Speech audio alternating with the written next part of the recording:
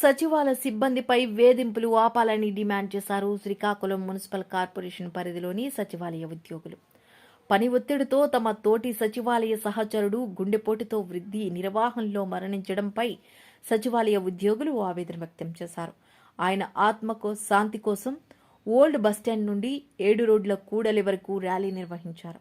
సచివాలయ ఉద్యోగులపై కలెక్టర్లు, ఎంపీడీఓలు, మున్సిపల్ కమిషనర్ల ఒత్తిడి తీవ్రంగా ఉందని అన్నారు. ప్రతి పని కూడా సచివాలయ ఉద్యోగులతోనే చేయిస్తున్నారని ఆరోపించారు. సచివాలయ సిబ్బందికి టార్గెట్లు పెట్టి మరీ వేధిస్తున్నారని ఆవేదన వ్యక్తం చేశారు.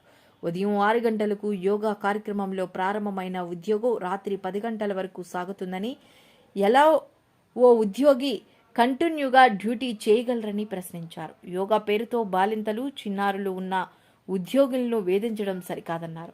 తమ బాధలను అధికారులు సహృదయంతో అర్థం చేసుకుని తమకు న్యాయం చేయాలని కోరారు. మా సహచర ఉద్యోగి అయినటువంటి శ్రీ పల్లి దాలినాయుడు గారు హఠాన్మరణం గుండెపోటుతో జరగడం జరిగింది.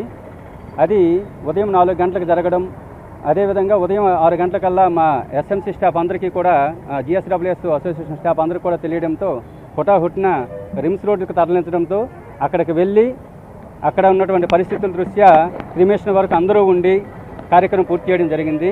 ఇలాంటి టైంలో, ఇలాంటి చిన్న వయసులో ఆ అబ్బాయి అనేవాడు చనిపోవడం నిజంగా బాధాకరం.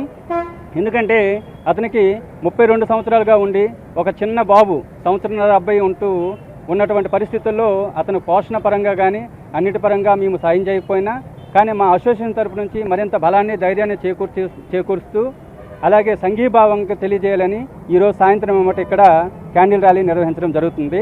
ఈ అసోసియేషన్కి ఈ క్యాండిల్ ర్యాలీ నిర్వహించడం కోసం టోటల్గా మా జిఎస్డబ్ల్యూఎస్ డిపార్ట్మెంట్ అయితేనేమి, ఎస్ఎంసీ నుంచి అయితేనేమి చాలా అందరూ కూడా వచ్చి సంఘీభావం తెలపడానికి సిద్ధంగా ఉండి ఈ యొక్క కార్యక్రమం అనేది ఇక్కడ శ్రీకాకుళం మున్సిపల్ కార్పొరేషన్ నుంచి మన 7 రోడ్ జంక్షన్ వరకు జరుగుతుంది. సో అతన్ని తీసుకురాలేకపోయినా అతను ఇప్పుడు కూడా మా గుండెల్లో చిరస్థాయిగా ఉంటాడని మేము ఇప్పుడు కూడా అనుకుంటున్నాం. సో ఈ విధంగా మాకు మాటలు కూడా రావట్లేదు. అతను ఇప్పుడు కూడా కీర్తిశేషులు అయి ఉండొచ్చు కానీ మా మనసులో ఇప్పుడు కూడా చిరస్థాయిగా ఉంటారని కోరుతున్నాం. అంటే మాకే కాదు, రాష్ట్రంలో అందరి సచివాలయ ఉద్యోగులు కూడా ఈరోజు ప్రధానంగా రైస్ కార్డులే కానీ, అదేవిధంగా అప్డేట్ ఈకేవైసీ కానీ, అదేవిధంగా న్యూ అప్డేట్ ఈకేవైసీ కానీ, లేకపోతే ముఖ్యంగా మనకి ఆర్టీఎఫ్కి సంబంధించినటువంటి తంబలు కానీ, ఫీజు రియంబర్స్మెంట్ తంబలు కానీ, హౌస్ హోల్డ్ జియో ట్యాగింగ్ కానీ, ఇటీవల కాలంలో వచ్చినటువంటి యోగాంధ్ర. ఒకప్పుడు యోగా అంటే భారతదేశం ప్రపంచానికి ఇచ్చినటువంటి గిఫ్ట్గా భావించేవాళ్ళం. ఈరోజు యోగా పేరు చెప్తే సచివాలయ గుండెల్లో వెన్నులో వణుకు పడుతుంది, గుండెల్లో రైళ్లు పరిగెడుతున్నాయి. ఎందుకంటే ఉదయాన్నే 6 గంటలకు వచ్చి 8 గంటల వరకు యోగాసనాలు వేయడం అనేది మగవారికి కొంతవరకు అది యాక్సెప్ట్ చేయొచ్చు, కానీ లేడీస్ ముఖ్యంగా 1 సంవత్సరం 2 సంవత్సరాలు పాలిచ్చేటటువంటి తల్లులు ఉన్నారు. వాళ్ళు ఆ టైంలో ఉదయాన్నే వచ్చి ఆ ఆసనాలు వేయడం అనేది ఎంతవరకు సమంజసం అనేది దీన్ని మానవత్వంతో దీన్ని కన్సిడర్ చేయాలి. అందరూ రాలేరు. ముఖ్యంగా మానవత్వంతో మీరు ఆలోచించి ఈ రాష్ట్రంలో ఉండేటటువంటి అందరు కలెక్టర్లకి, అందరు ఎంపీడీఓలకి, అందరు మున్సిపల్ కమిషనర్లకి మేము ముఖ్యంగా విన్నవిస్తున్నామండి. ముఖ్యంగా కొంతవరకు ఈ యోగాసనాల్లో ఉండేటటువంటిది లేడీస్కి కన్సిడరేషన్ ఇవ్వాలి. 6 గంటలకు వచ్చే తల్లి పిల్లలు అనేటువంటి వారు, ఆ పిల్లలు 1 సంవత్సరం 2 సంవత్సరాలు పాలు తాగేటటువంటి పిల్లలు ఉంటారు. వాళ్ళు ఎలా విడిచిపెట్టి వస్తారు?